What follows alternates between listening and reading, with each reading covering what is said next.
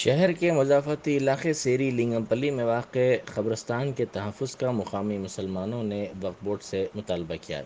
उन्होंने कहा कि इस क़ब्रिस्तान की हिसारबंदी की ज़रूरत है ताकि इसकी क़ुबूर को बचाया जा सके। उन्होंने कहा कि यहाँ कई लारी मिट्टी डाल दी गई है जिससे क़ुबूर मिट गई हैं। इस सिलसिले में चंदानगर पुलिस स्टेशन में शिकायत भी करवाई गई है। इस क़ब्रिस्तान में 600 ता 700 क़ुबूर हैं और ये क़ब्रिस्तान तकरीबन 40 साल पुराना है। अस्सलामुअलैकुम रहमतुल्लाहि वबरकातुहू। मेरा नाम सैयद आसिफ हुसैन है। मैं निगमपल्ली का रहने वाला हूँ। यहाँ पे हमारे पास जो है ना क़ब्रिस्तान का इशू जो है ना चंद दिन से चल रहा है। पहले तो यहाँ पे क़ब्रिस्तान में जो है ना थोड़ी पुरानी ख़बरें हैं, कम से कम 600-700 ख़बरें हैं और ख़बरों के आगे हिस्से में जो है ना नाले का बारिश का पानी आके तैरता था। तो कमेटी जो है ना डिसाइड करी कि एंड द फ्यूचर के लिए वो पानी जो है उसको ख़त्म करने के लिए उसमें भर्ती करेंगे बोल के जो है ना डिसाइड करके कमेटी तो पीछे क़ब्रिस्तान की बाउंड्री वाल तोड़ के 200-250 लारी मट्टी उसमें लगी।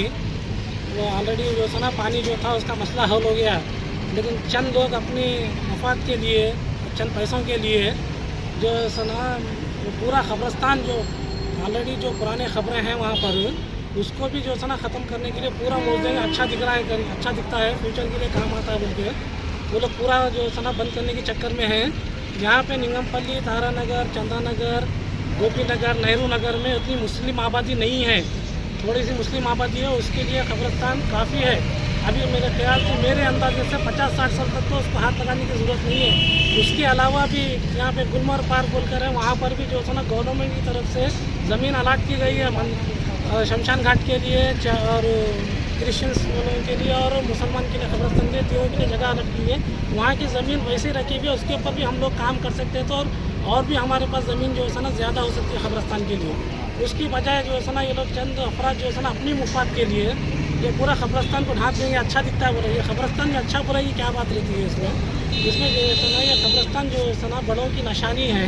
यहाँ पे जो है ना हदीस शरीफ भी हज़रत सल्लल्लाहु अलैहि वसल्लम जो है ना शब बारात के दिन क़ब्रिस्तान जाने के लिए फरमाए हैं ताकि हमें मौत का जो है ना अंदाज़ा रहे, हमें मौत का खौफ रहे। अगर पूरे ख़बरें उठा दी जाएंगी, मिसाल के तौर पे मेरे वालिद की मज़ार है, मेरे वालिद का इंतकाल जो है ना 2014 में हुआ था, तो मैं कहाँ जाऊँ मैं वालिद की ज़ियारत करने के लिए? अगर मेरे वालिद की खबर ही नहीं रहेंगी तो मैं कहाँ पर जाऊँगा ज़ियारत करने के लिए? तो इस वजह से हम ये चाहते हैं हुकूमत से कि जो है ना वहाँ पर क़ब्रिस्तान में और हमारे को जो है ना पुलिस प्रोटेक्शन दिए, वहाँ पे 2 जवान को लगाएं ताकि अशरार जो है ना आके वहाँ पे गड़बड़ी ना करें। वो लोग का इरादा क्या है और रातों रात जो है ना क़ब्रिस्तान को पूरा ढाँप देने का है। तो इसके लिए जो है ना हम हुकूमत से गुजारिश करते हैं कि कुछ हिफाजती इंतजाम करें। कि क्या क़ब्रिस्तान निकालने से उनको कुछ मुफाद पर असर होता है, जैसा कि आप बता रहे हैं?